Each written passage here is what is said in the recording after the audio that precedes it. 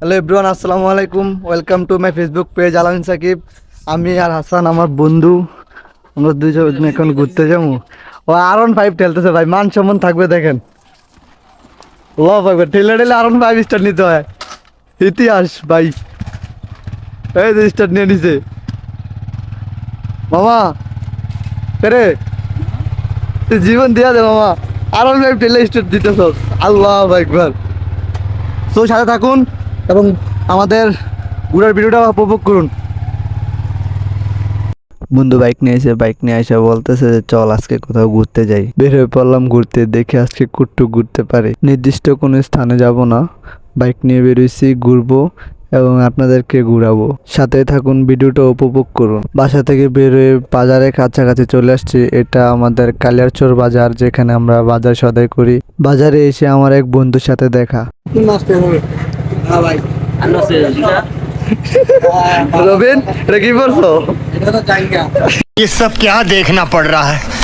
अच्छा है मैं अंधा हूँ। ও ম্যান, बड़ा हरामी हो बेटा।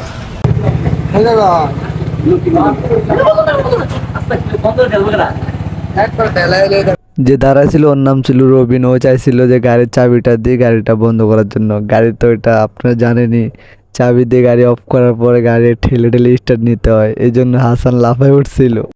যাই হোক, এদিকে কথা বলতে বলতে আমরা প্রায় এলাকা থেকে অনেক দূরে চলে আসছি। ভিউটা দেখেন কতই না সুন্দর লাগতেছে। এই রাস্তা, আঁকা বাঁকা পথ, আকাশটা নীল, প্রকৃতি, ওয়াও, সব মিলিয়ে অনেক সুন্দর লাগতেছে। প্রকৃতি আল্লাহর এমন একটা সৃষ্টি যার প্রেমে সবাইকে পড়তে হয়। আমি সবসময় প্রকৃতির প্রেমে পড়ে যাই। এত সুন্দর প্রাকৃতিক দৃশ্য দেখলে মন ভরে যায়। এই যে দেখেন রাস্তায় খেত দিয়ে রাখছে, এগুলোর উপর দিয়ে গাড়ি চালাতে যে কত একটা বিরক্ত।